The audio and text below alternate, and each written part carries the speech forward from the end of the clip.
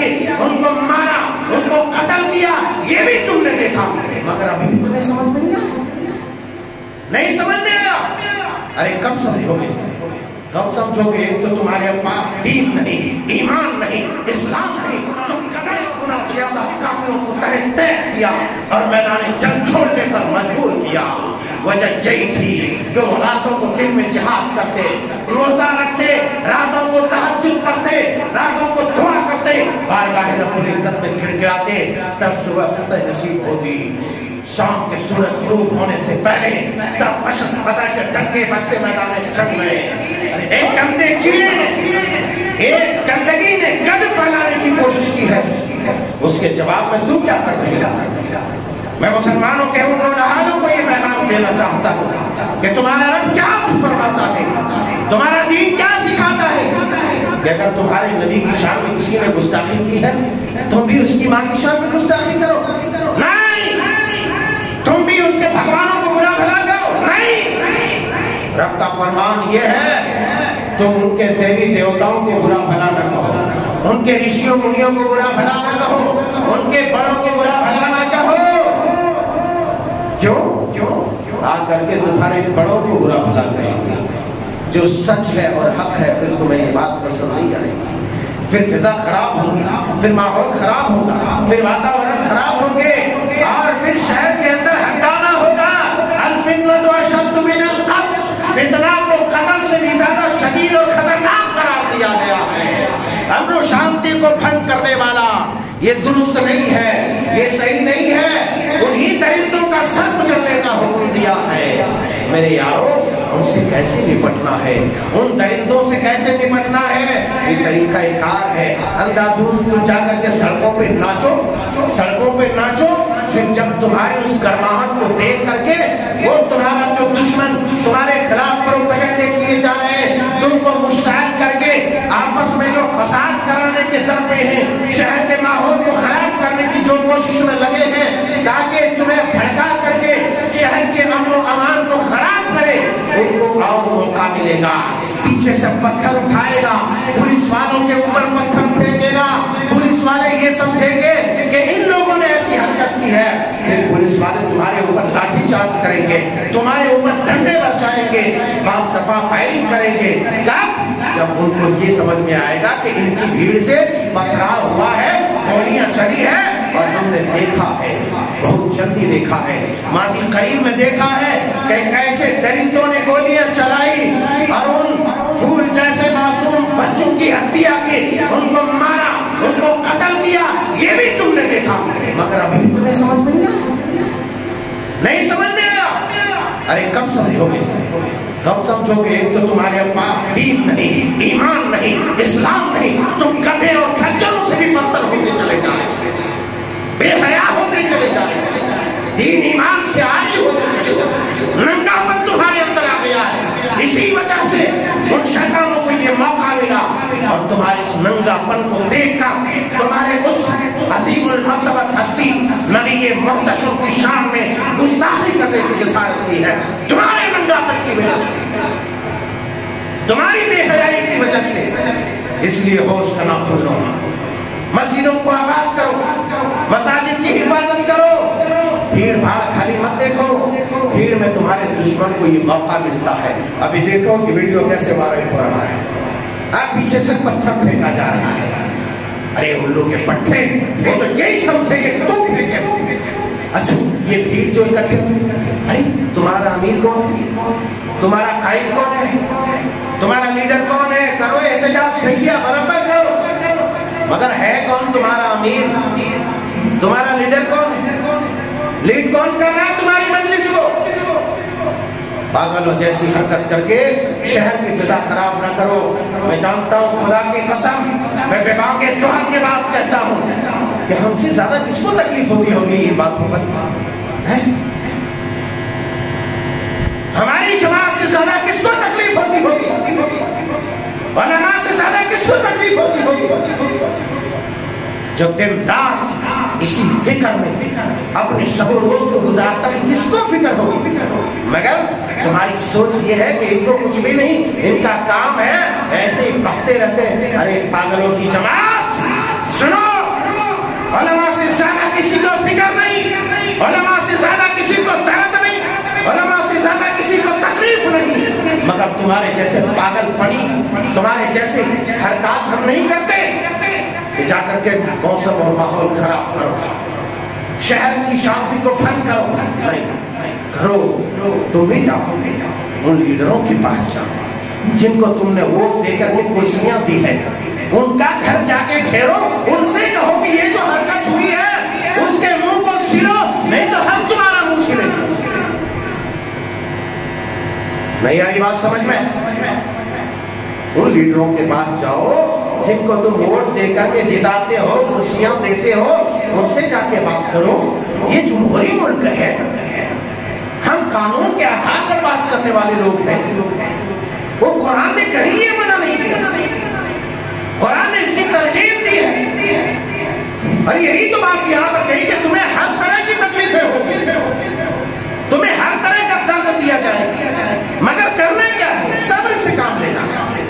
अब अल्लाह तुम जाकर के जो हंगामा करोगे तो ये तो सब्र नहीं हुआ है, सब्र नहीं हुआ।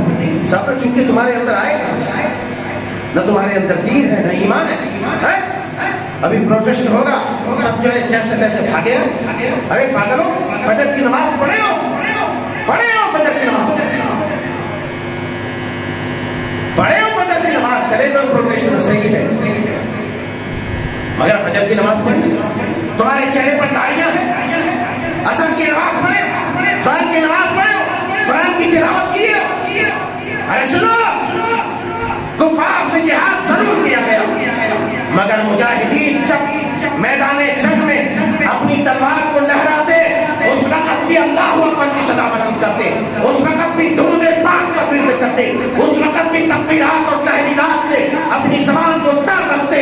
मगर तुम क्या करते? फजर की नमाज बाजमात पढ़ते, सुबह जंग का आगाज करना रहता, रात में मुजाहिदीन इस्लाम तहज्जुद पढ़ते, बारगाह रब्बुल इज्जत में दुआ को होते कि परवरदिगार ज़मीन और आसमान के मालिक, हम तेरे दीन की बुलंदी के लिए, तेरे बंदों की इज्जत और इस्मत की हिफाजत के लिए, तेरी बंदियों की इज्जत और इस्मत की हिफाजत के लिए हम मैदान में लड़ने जा रहे हैं। लिहाजा तू हमारी हिफाजत फरमाना, तू हमारी मदद करना।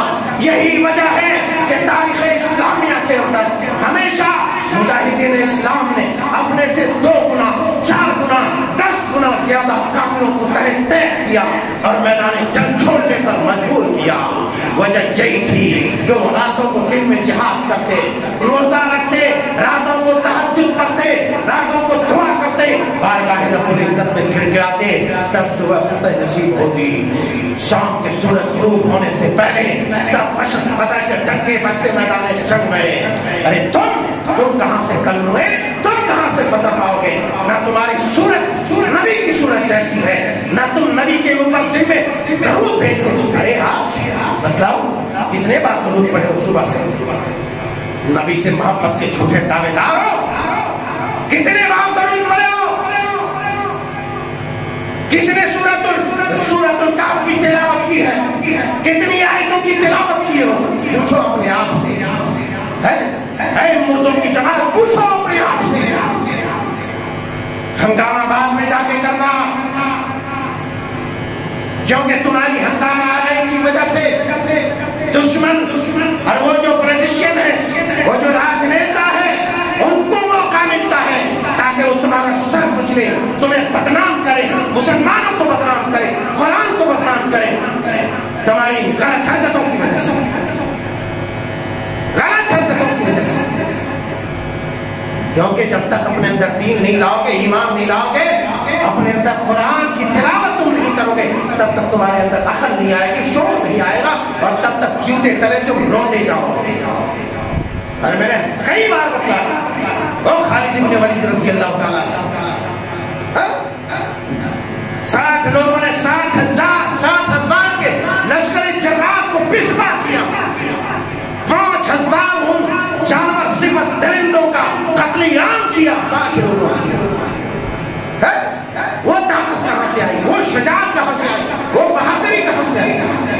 वह मोहम्मद बिन कासिम अलैहिर्रहमान जो सन 90-93 हिजरी में ये जब सिंध को फतह किया, अपने से 4 गुना ज्यादा वही राजा ताहिर का लश्कर और बड़े बड़े गैर मुस्लिमों बदमाशों का लश्कर जिनके छक्के छुड़ा दिए थे। किस बिना पर? वो मुजाहिदीन इस्लाम थे, रातों को तहज्जुद पढ़ते थे, दुआ करते थे बारगाह रब्बुल इज्जत में, इसीलिए अपनी शमशीरों से एक एक दसों का कत्लेआम करता था। वही मोहम्मद बिन कासिम रहमतुल्लाह अलैह सन 93 हिजरी में सिंध को फतह करते हैं। वो कट्टर हिंदू बराबर। आज तो कोई है नहीं, ये लल्लू पंचू जामर कुत्ते गधे जैसे ये लोग जो शर फैलाते रहते हैं। न इनके पास में उनका धर्म है, न उनका दीन है, न उनका रिलीजन, कुछ भी नहीं है उनके पास।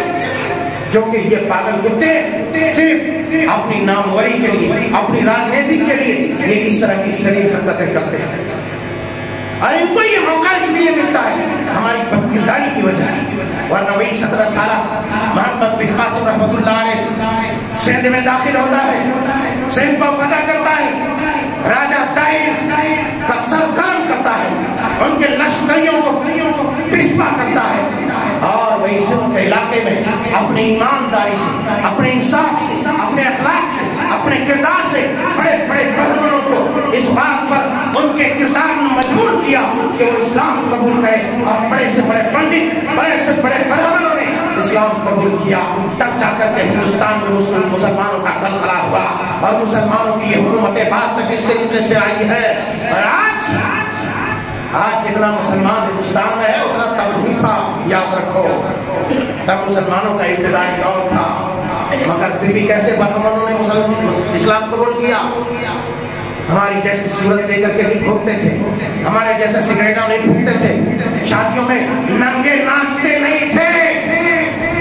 जरा मौका मिला ठोर बजा, अरे पुदीने का हाथ लाया, अरे शर्म करो, मैं गलत, शर्म करो, शर्म।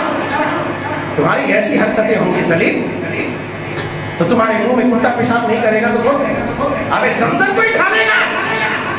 मेरे अल्फाज बहुत सख्त हैं, मगर ये तुम्हारे बदकिरदारियों ने उन बदबातियों को, उन जल्लादों को, उन शैतानों को, उन इज्जत के सौदागरों को मौका दिया है जो दिन रात ज़िना में मुब्तला रहते हैं, कौम की बेटियों को नंगा करने में मुब्तला रहते हैं।